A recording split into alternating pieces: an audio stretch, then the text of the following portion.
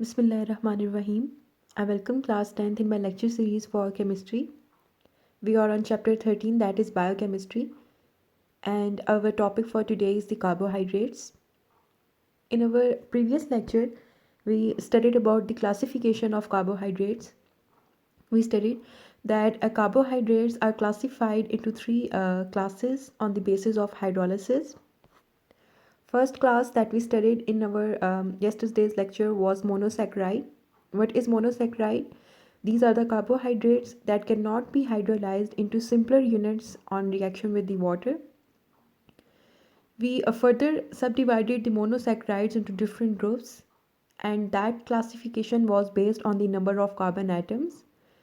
The most important subclass of the monosaccharide was that of hexose. The hexose contains 6 carbon atoms, and in the hexose we studied two examples, glucose and the fructose. Later on we discussed about the properties of the monosaccharides as well. Today we will discuss the next two classes of the carbohydrates, that are oligosaccharides and the polysaccharides. So what are oligosaccharides? Oligosaccharides are the carbohydrates that on hydrolysis yield 2 to 10 molecules of monosaccharides or the simple sugar. So these oligosaccharides are those carbohydrates which can easily be broken down by the reaction with water, and they are differentiated from polysaccharides on the basis of the number of units of monosaccharides they are generating on hydrolysis. If on hydrolysis 2 to 10 monosaccharide units are being generated, then we will call those carbohydrates as the oligosaccharides. Now let's discuss some of the properties of the oligosaccharides. Oligosaccharides are white crystalline solids. So this means that they appear in the form of crystals, and those crystals have orderly arranged atoms and molecules in their crystal lattices. They have the sweet taste. They are soluble in water. So let's discuss now that how these oligosaccharides can be classified further. Now we just studied that these oligosaccharides are the carbohydrates that can be broken down into simpler monosaccharide units, and the number of those monosaccharide units ranges from 2 to 10. Now, on the basis of the number of monosaccharide units that are generated on hydrolysis, we classify these oligosaccharides into different categories. So, first is the disaccharide.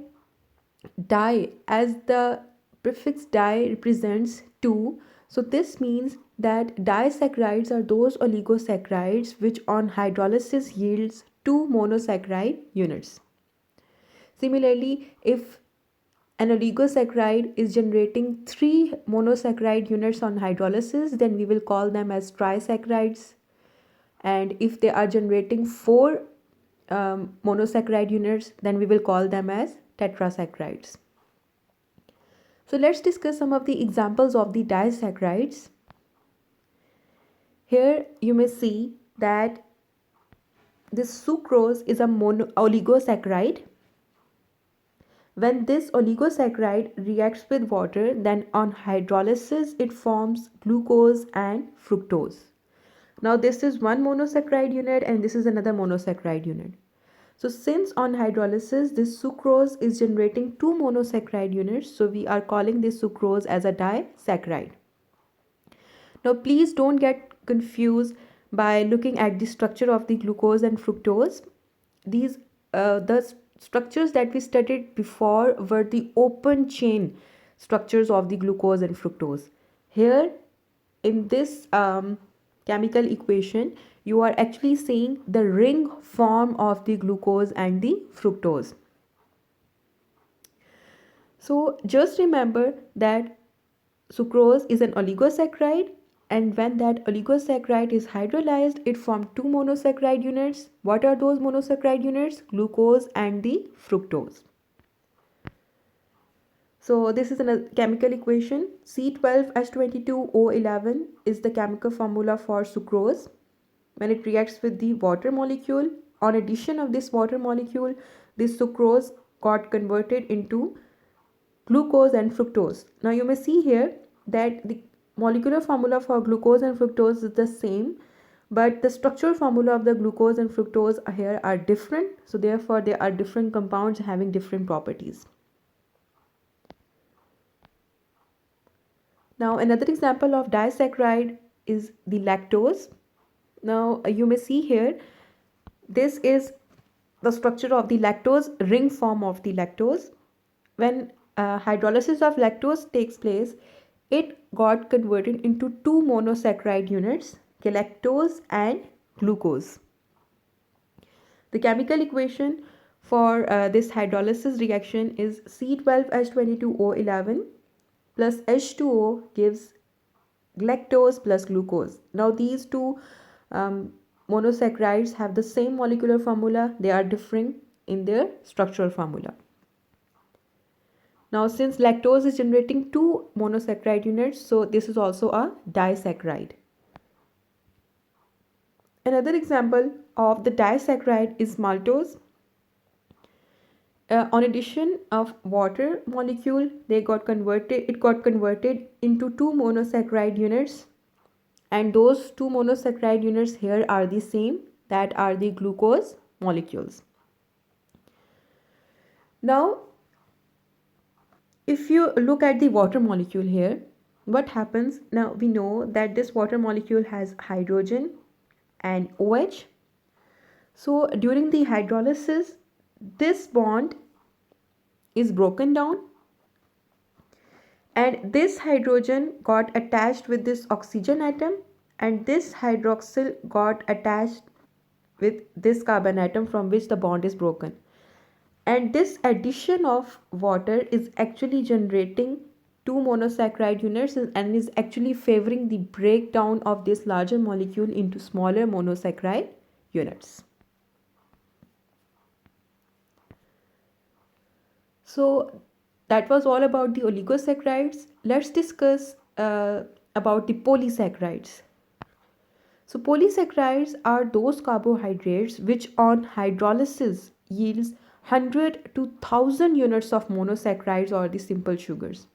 So this means that these polysaccharides are the very complex carbohydrates and have a very large molecular formula, large molecular weight.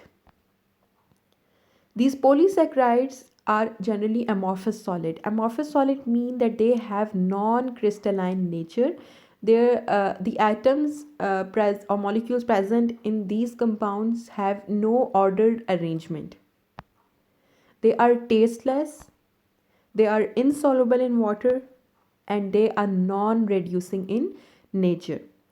So on the basis of property, you can easily differentiate the polysaccharides from the oligo and the monosaccharides. For the oligo and monosaccharides, we read that they are reducing in nature. So oligosaccharides and monosaccharides are the reducing sugars, whereas the polysaccharides are non-reducing in nature. So they are the non-reducing sugars. Now let's discuss some of the examples of the polysaccharides.